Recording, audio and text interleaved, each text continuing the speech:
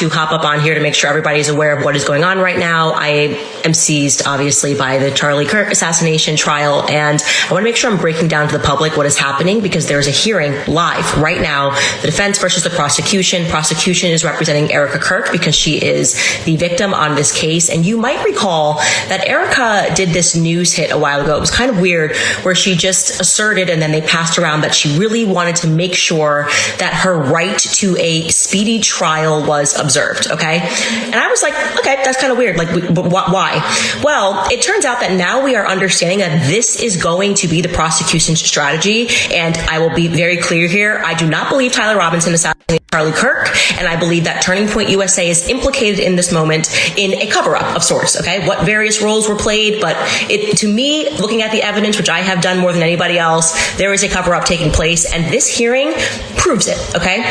So they were supposed to have a probable cause hearing in May. It is slated on the calendar. When they agreed to do this in May, the defense, Tyler Robinson's defense, was like, well, we shouldn't set a date until we all get our discovery requests. And they were like, we're just going to put it on the calendar. Don't worry. We're just going to throw it on the calendar. And then, of course, if you guys don't have what you need, the case will not go forward. Lo and behold, Erika goes on Fox News and says, I want to make sure it's a speedy trial on the victim, whatever. And so now we're hearing that directly from the defense, and the prosecution is not disputing this, they both agree, that the ATF and the FBI will not hand over their data files that they have had in their possession since September, despite multiple requests from the defense. They're like, we literally cannot have this hearing because we have not been given any data files. What am I talking about? This is crucial. Erika's team is arguing, we want the hearing to go through anyways, it's just a probable cause hearing. Okay, but they are basing this probable cause hearing, they want this to be televised, and they're going to say, what evidence do you have that Tyler Robinson did this? And the prosecution is going to say, well, we have his fingerprints that are on the gun. Well, what they're not telling you is that they're saying they have his fingerprints on the gun. That's just a summary report that the FBI gave to the defense. The defense is saying, okay, now can we see the digitized files? Can we see the fingerprints? Can we see your process and how you got this? No. You just get the summary report. The summary report is all you need. No, actually, we need to make sure that what you're saying you saw and what you have is real. She finally did it. Candace Owens just pulled the pin and tossed the grenade right into the middle of the most protected circle in the conservative movement. And the explosion is still rocking the foundations of Turning Point USA. We are talking about a total narrative collapse. For months, you have been fed this sanitized, Hallmark movie version of events where Tyler Robinson is the lone, crazed assassin and Erika Kirk is the grieving, saintly widow. But Candace just went live, and she didn't just question the story, she incinerated it. She is claiming that Tyler Robinson isn't just a suspect. He is a tactical scapegoat, a human shield used to deflect from a rot so deep that even the DOJ is reportedly starting to kick the tires on this investigation. Why is the FBI sitting on raw data files? Why is Erika Kirk rushing a speedy trial while the defense is literally begging for evidence? And is it a coincidence that the moment Charlie Kirk was gone, the leadership purge began? We're peeling back the mask on the Queen of Tpusa to see what's really hiding behind that curated, religious image. If you thought you knew this story, you were lied to. Lock in, because the real trial starts right now. The air in this trial has shifted from somber to suffocating because we are no longer just looking at a murder case. We are looking at the potential dismantling of an entire political empire. To understand why Candace Owens is risking everything to go live with these claims, you have to look at the players involved and the sheer speed at which this perfect narrative was constructed. Erika Kirk didn't just become the face of a tragedy. She became the architect of a new regime, and she did it while the body was barely cold. We've seen this play before in high-stakes investigative circles, where a massive void is created by a sudden death, and instead of a chaotic scramble for power, there is a strangely coordinated, seamless transition. People are pointing back to the Romanian Angels project and those resurfaced reality TV tapes not just to be petty, but to highlight a clinical ability to pivot identities. You go from a sex sells bikini-clad reality hopeful to a high-fashion networker to a pious, untouchable widow in a matter of years, and you do it with such precision that nobody dares to ask where the old version went. The scandal isn't just about the trial. It's about the reputation of everyone currently holding a microphone at Tpusa. Candace isn't just throwing pebbles, She's highlighting that Tyler Robinson, this supposedly random assassin, fits the profile of a professional fall guy. He has no real history, no solid digital footprint before the event, and he surfaced just in time to give the prosecution a win that shuts down any further inquiry into the organization's inner workings. When you look at the track record of those now in charge, the red flags start to look like a parade. We are talking about a group of people who, within 48 hours of the Utah incident, were already discussing the branding of the martyrdom. Investigative sources, the ones the DOJ is supposedly interviewing now, suggest that the internal servers at the headquarters were being scrubbed while the public was being told to pray. Why would you need to delete emails or reorganize leadership structures in the middle of a national tragedy unless the tragedy itself provided the perfect cover for a hostile takeover? The suspicion surrounding Erika isn't coming out of thin air. It's coming from the contrast between her public grief and her private efficiency. You don't work 80-hour weeks on Amfest logistics and merchandise while supposedly being too traumatized to function unless the goal from the beginning was to secure the throne. The controversy deepens when you realize that several long-term allies of Charlie, people who knew the finances and the skeletons, were escorted off the property by security almost immediately after Erika took the reins. One of these former employees reportedly told investigators that the atmosphere wasn't one of mourning, but of a corporate acquisition. The DOJ's interest in this isn't just about the shooting. It's about a potential racketeering angle where a death was used to facilitate a massive financial pivot. Now, let's talk about the specific investigative findings that are starting to leak out through the cracks in the gag order. There are reports of a black budget within the organization that was used to fund a lifestyle for a select few that would make a Hollywood mogul blush. We are talking about private jets, high-end real estate in Arizona that was never properly disclosed, and consulting fees paid out to entities that seem to exist only on paper. The public sees the humble church-going image, but the DOJ is reportedly looking at wire transfers that suggest a very different reality. Anonymous sources from within the tech team have hinted that there were surveillance devices inside the Kirk residence that malfunctioned on the very night the security breach occurred. How does a multi-million-dollar security apparatus, designed to protect one of the most controversial men in America, just go dark at the exact moment a supposedly unskilled assassin like Tyler Robinson walks in? It doesn't make sense unless Tyler didn't walk in. He was let in. The scandal here is that the prosecution is trying to frame this as a simple breach of security, but the evidence points toward a choreographed event where the security was lowered from the inside. Public reaction has been a powder keg.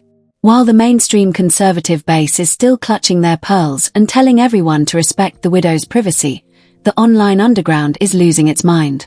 They are seeing the inconsistencies.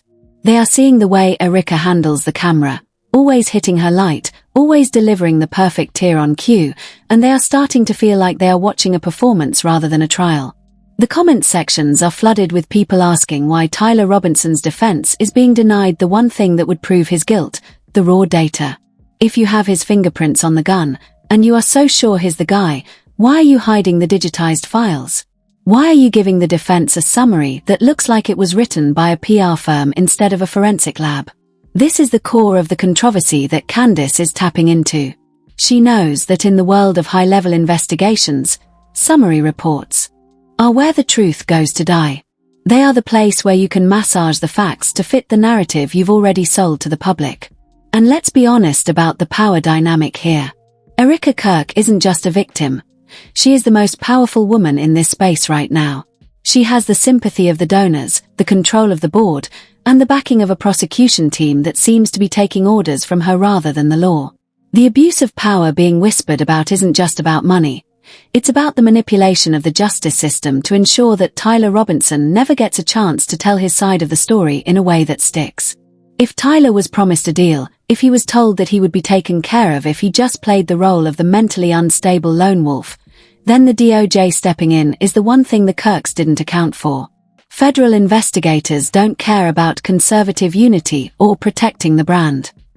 They care about the fact that a high-profile assassination took place on their watch and the pieces don't fit. They are reportedly looking at the communications between Erika and several high-ranking TPUSA officials in the weeks leading up to September, looking for any mention of the Tyler situation or the transition plan.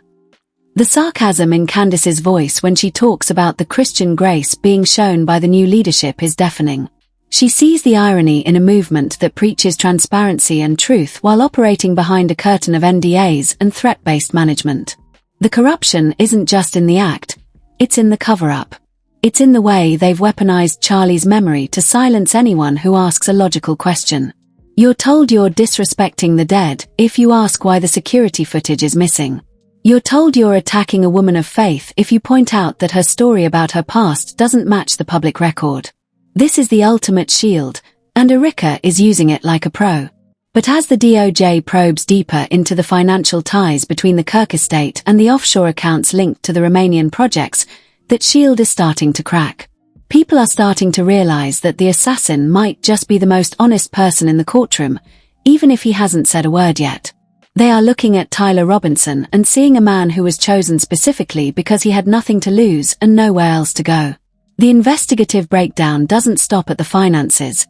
It goes into the physical evidence that is being filtered before it reaches the courtroom. Leaked memos suggest that the ATF was actually confused by the ballistics report, noting that the angle of the shots didn't align with the height and position Tyler was allegedly in. Yet, when the prosecution presented their case for the probable cause hearing, those confusion notes were nowhere to be found. Instead, they presented a unified report that simplified everything for the cameras. This is what happens when a trial is treated as a television production rather than a legal proceeding. They want the public to see a villain and a victim, not a complex web of internal betrayal and corporate greed. But with the DOJ now requesting the original, unedited surveillance tapes from the Utah University tent area, the performance is under threat. If those tapes show someone else leaving that tent, or if they show the security detail intentionally moving away moments before the shots, the entire Tpusa house of cards falls. You can feel the tension in every live update because we are witnessing the moment where the PR machine loses control of the reality.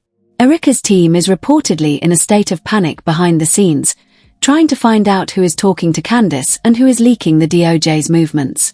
They've gone from being the hunters to the hunted in the span of a few weeks. The investigative findings are no longer just rumors. They are becoming the focal point of a federal inquiry that could lead to indictments for more than just a shooting. We are looking at potential evidence tampering, witness intimidation, and a level of corruption that makes the initial assassination look like just the tip of the iceberg.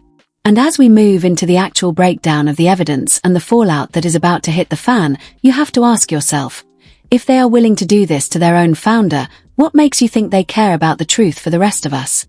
The transition from the scandal breakdown into the legal fallout is where the real names start getting named and the high society masks truly begin to melt away under the heat of a federal spotlight. The transition from corporate acquisition to legal fallout is where the narrative starts to hemorrhage, and the Department of Justice's sudden interest in the Tyler Robinson situation is the tourniquet that Erika Kirk's legal team never saw coming. As we move into the second phase of this investigative nightmare, we have to look at the cold, hard numbers that are allegedly making federal investigators lose their sleep. While the public was focused on the tragedy of the Utah University tent, the DOJ was reportedly tracing a series of high-frequency wire transfers that occurred in the dead of night, just hours after the shooting was confirmed. Sources close to the investigation suggest that millions of dollars were moved from Turning Point USA's primary donor accounts into a series of offshore entities that lead straight back to the same Romanian social circles Erika was running in during her humanitarian years. The question isn't just about where the money went. It's about why the movement of these funds coincides perfectly with the silencing of internal dissent. If the DOJ is looking at this as a racketeering case, then the assassination of Charlie Kirk stops being a crime of passion by a lone wolf and starts looking like a strategic liquidation. The breakdown of the corruption within the organization's new inner circle is staggering when you look at the lavish spending that has reportedly continued despite the supposed crisis mode. While employees were being terminated without explanation and told the organization was moving in a different direction, leaked internal ledgers show that the executive suite was being renovated with funds that were originally earmarked for youth outreach and campus activism. We are talking about custom Italian marble, high-tech security upgrades that resemble a military bunker, and a fleet of new vehicles, all authorized by Erika Kirk within 30 days of her husband's death. This isn't the behavior of a widow in mourning. It's the behavior of a CEO who just closed the biggest deal of her life. The irony is so thick you could choke on it. The movement that Charlie built on the idea of fiscal responsibility and fighting the elites has, according to these leaked reports, become the very thing it was designed to destroy. The corruption isn't just a side effect. It is the new business model. Now, let's get into the anonymous sources that are finally starting to speak up now that the DOJ has offered an umbrella of protection. One former high-ranking official, who worked side by side with Charlie for nearly a decade, has allegedly provided a sworn statement detailing a hit list of employees that Erika wanted gone months before the assassination ever took place. According to this source, Tyler Robinson wasn't a stranger to the TPUSA ecosystem. There are claims that he was seen on the periphery of several AmFest events, not as a fan or a student, but as someone who was being vetted for a specific role. If the DOJ can prove that Tyler had prior contact with Erika's security team or her personal assistants, the lone assassin theory doesn't just die, it turns into a first-degree conspiracy to commit murder. The public reaction to this possibility has been electric. On social media, the hashtag #TheBarkra, the scapegoat, has started trending, with users pointing out that Tyler's confession sounds like it was scripted by the same person who writes the TPUSA marketing copy. It's too clean. It's too convenient. The abuse of power extends into the courtroom itself, where the prosecution is fighting tooth and nail to keep the summary reports as the only valid evidence. But why? If the DOJ is now subpoenaing the raw forensic data, it's because their own experts have flagged the FBI's summary as highly irregular. There are rumors that the fingerprints found on the gun don't actually match the natural oils and ridge detail of a living human hand, but rather look like they were transferred from a secondary surface. This is the kind of high-level forensic manipulation that you don't get from a random street criminal. You get it from state-level actors or private intelligence firms. And who has the connections to those firms? The fashion and social networks Erika moved through in Romania and DC are notorious for being front organizations for private security contractors. The scandal here is that the justice system is being used as a stage play to validate a forensic lie. Candace Owens pointed out in her live stream that the merchandise controversy was just the tip of the iceberg. Behind the scenes, there are reports of a Charlie Kirk Memorial Fund that has already raised over $20 million, yet none of that money has been seen by the actual grassroots chapters. Instead, investigators are looking at a series of consulting contracts signed by Erika that funnel that money into a newly formed media company she controls. The corruption is brazen. It's the kind of abuse of power that happens when someone feels they are completely untouchable because they have the victim card permanently glued to their hand. But the public is starting to get victim fatigue. They are looking at the leaked audio of Erika being playful and chasing attention in those old tapes and comparing it to the cold, calculating woman who is currently purging Charlie's legacy. The disconnect is too wide to ignore anymore. One of the most damning pieces of fake news commentary that turned out to be potentially true is the story of the disappearing witness. During the initial chaos at the Utah tent, several students reported seeing a woman in a blonde wig and a tactical vest exiting the rear of the tent just seconds after the shots were fired. This woman was never mentioned in the police reports. She was never mentioned in the prosecution's summary. But according to leaked DOJ memos, a woman matching that description was seen on airport surveillance in Salt Lake City boarding a private jet registered to a TPUSA donor. If Erika Kirk was the one who authorized that flight, she isn't just a witness, she's an accessory. The tension in the trial is palpable because everyone knows that the moment Tyler Robinson realizes the deal he was promised is off the table, he is going to talk. And when he talks, he won't be talking about his motivation to kill Charlie. He'll be talking about who gave him the gun and who told him where the security cameras would be dark. The public reaction has shifted from support the widow to investigate the estate. People are asking why Charlie's personal lawyers were blocked from accessing his files the morning after he died. They are asking why the probing questions from the DOJ are being met with executive privilege claims by an organization that isn't even part of the government. The fallout is already hitting the donor base. Major billionaire contributors who have funded TPUSA for years are reportedly pulling their support, not because they care about Tyler Robinson, but because they don't want to be tied to a federal racketeering and murder investigation. This financial crisis is causing even more panic inside the Kirk camp, leading to even more heartless firings and desperate attempts to control the narrative. As we look at the consequences of this unfolding disaster, the hypothetical resignations aren't just a possibility. They are a necessity for the organization's survival. But Erika isn't resigning. She is doubling down. She is appearing on every major news outlet, wrapped in the flag and the Bible, claiming that any attack on her is an attack on the movement itself. It's a classic shield maneuver. But the DOJ is moving past the shield. They are looking at the digitized files that the prosecution tried to hide. They are looking at the fingerprints that don't look like fingerprints. And they are looking at the woman who seems to have gained the most from Charlie Kirk's absence. The momentum is building toward a moment where the summary report is allowed to speak. And when that happens, the transition from victim to defendant for those currently in power will be the fastest we've ever seen in the history of American political scandals. The legal walls are closing in, and as we head into the final breakdown of the consequences and the ultimate truth behind the Romanian connection, the scapegoat narrative is the only thing Tyler Robinson has left to save his own life. The legal walls are finally sweating, and the atmosphere inside this investigation has turned from a controlled burn into an all-out inferno that is threatening to consume every name on the Turning Point USA payroll. We are moving into the final, most devastating phase of this fallout, the direct consequences of the DOJ stepping in and the crumbling of the victim fortress that Erika Kirk has so carefully constructed. According to high-level leaks from within the federal probe, the DOJ hasn't just been looking at the shooting. They have been examining a series of internal communications that suggest the scapegoat strategy was decided upon before the smoke had even cleared from the tent in Utah.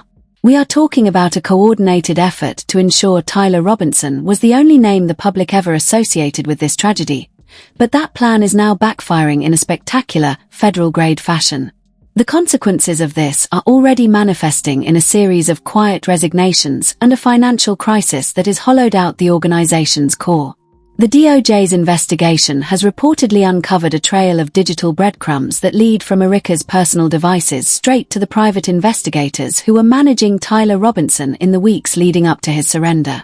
If these reports are accurate, it means the entire surrender was a choreographed piece of performance art designed to give the public a villain they could hate while the real beneficiaries of Charlie Kirk's death moved into the executive offices. The fallout here isn't just a legal one. It is a total loss of credibility for the movement. We are seeing a historic probe into witness tampering, as several students who were at the scene have reportedly come forward to the DOJ claiming they were offered scholarships and career opportunities by PUSA-linked entities in exchange for changing their initial descriptions of the shooter. This is the kind of corruption that doesn't just result in a fine. It results in prison time for everyone involved in the cover-up. The financial consequences are equally catastrophic. It is being whispered that the DOJ has frozen several offshore accounts tied to the Romanian humanitarian projects after discovering that these accounts were being used as a laundry for donor funds that were supposed to be used for the trial's legal defense. Instead, that money was allegedly being used to buy silence. When you look at the lavish lifestyle being maintained by the new leadership, the private security details, the luxury travel, the high-fashion wardrobe, you have to ask where that money is coming from if the donors are fleeing. The answer, according to investigative insiders, is that they are cannibalizing the organization's endowment to keep the lights on while they fight the federal subpoenas. The public reaction has turned from confusion to pure, unadulterated outrage. People are seeing the merchandise for what it really is, a desperate cash grab to fund a legal war against the truth. One of the most shocking consequences being discussed is the hypothetical indictment of Erika Kirk herself. While she currently sits at the top of the pyramid, the DOJ is reportedly looking at conspiracy to obstruct justice charges. They are focusing on the missing raw data, the fingerprints that the prosecution claimed were a slam dunk but which the federal forensic teams have flagged as potentially synthetic. If it is proven that Erika or her legal team pressured the local authorities to withhold that data from the defense, the speedy trial she's been demanding will become her own undoing. You cannot rush a trial to hide evidence when the DOJ is the one holding the evidence locker keys. The irony is that the very system she tried to weaponize against Tyler Robinson is now being used to dismantle her own defense. Public reactions are reaching a fever pitch, with former supporters now calling for a full, independent audit of Turning Point USA. The sarcastic Christian Grace narrative has completely evaporated, replaced by a demand for raw, unfiltered transparency. People are looking at the Amfest selfie tent not as a mistake, but as a symbol of the entire regime's narcissism, a place where tragedy is a backdrop for social media clout while the real investigation is being strangled behind closed doors. The sarcasm from critics like Candace Owens is no longer just commentary, it is the voice of a growing majority who realize they have been played. The humor in this situation, if you can call it that, is the sheer arrogance of the cover-up. They really thought they could replace a titan like Charlie Kirk with a curated reality TV narrative and that no one would notice the seams. The fallout is also hitting the political world. Candidates who once begged for an endorsement from the Kirk empire are now distancing themselves as fast as their PR teams can type. The power that Erika sought to consolidate is vanishing because that power was built on the image of Charlie, and that image has been tarnished by the way his mort has been handled. The DOJ's probe into the leadership purge is particularly damaging, as it suggests that the different direction the organization took was actually a criminal pivot. We are looking at potential RICO charges if it can be proven that the organization used its resources to facilitate and then hide a homicide. This isn't just fake news anymore. These are the actual stakes of a federal investigation that has moved past the investigatory stage and into the pre-indictment phase. As we reach the final breakdown of this scandal, we have to look at the human cost. Tyler Robinson, the man who was supposed to be the perfect scapegoat, is reportedly in negotiations with federal prosecutors to turn state's witness in exchange for a reduced sentence. Imagine the panic in the Kirk camp if the lone assassin actually takes the stand and explains that he was hired to play a part. The consequences of that testimony would be the final nail in the coffin for the Pusa brand. It would prove that the victim was the predator and the assassin was just a pawn. The tension is so high that there are reports of Erika's inner circle starting to turn on each other, with Frank and other high-level enforcers seeking their own legal counsel to avoid being the ones left holding the bag when the DOJ finally drops the hammer. The ultimate truth behind this entire saga is that you cannot build a kingdom on a foundation of lies and expect it to stand when the storm of a federal investigation hits.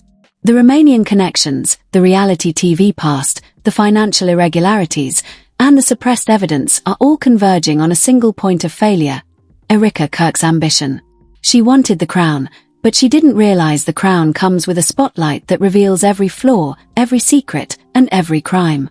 The fallout we are witnessing now is just the beginning.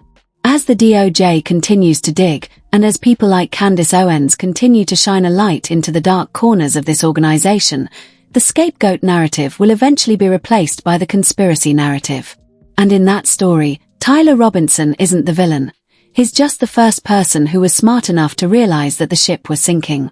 This is the end of the line for the new Turning Point USA. The consequences are real, the investigations are deep, and the public has finally woken up to the fact that they were being sold a performance instead of the truth. Whether it's financial ruin, federal indictments, or a total cultural collapse, the legacy of this moment will be the warning it serves to anyone else who thinks they can use a tragedy to mask a takeover. The truth doesn't care about your branding, your speedy trial demands, or your curated social media presence. It only cares about the facts. And the facts, as they are currently being uncovered by the DOJ, are pointing to a betrayal of Charlie Kirk that goes far beyond anything we ever imagined. The final jaw-dropper isn't who pulled the trigger. It's who was standing behind them, holding the script and waiting for the camera to start rolling. So, what do you think? Is Tyler Robinson a cold-blooded killer? Or is he just a man caught in a web of powerful people who needed a fall guy? Is Erika Kirk the grieving widow she claims to be? Or is she the most dangerous player on the board? The DOJ is moving in, the masks are melting, and the unfiltered heat is only getting hotter. If you're riding with us, don't just sit there. Lock in, hit that like button, and subscribe because the next update is going to be the one that finally breaks the glass. The truth is loading, and it's coming for everyone. Drop your theories in the comments. Who's the next one to fall? Keep it rolling, because this story is far from over. So, there you have it. The question is no longer just about who pulled the trigger in that Utah tent, but who held the leash and who wrote the script. Is Tyler Robinson a cold-blooded assassin, or is he just a convenient pawn in a much larger, much deadlier game of corporate and political chess? We are watching the narrative of the perfect widow crumble in real time as the DOJ moves past the PR smoke and mirrors to look at the raw, unfiltered data. Erika Kirk wanted a speedy trial, but it looks like she might get a federal reckoning instead. This isn't just about one man's death, it's about the soul of an entire movement and the people willing to cannibalize it for power. What do you think is hiding in those digitized files the FBI is so afraid to release? Is Erika Kirk the victim, or is she the architect of the ultimate cover-up? Drop your theories in the comments. I want to see who's really paying attention to the cracks in the story. If you're riding with the unfiltered heat and you want the truths they're trying to bury, do not just scroll past. Lock in, tap that like button, hit subscribe, and turn on notifications. You don't want to be the last to know when the next DOJ bombshell drops. Keep it rolling.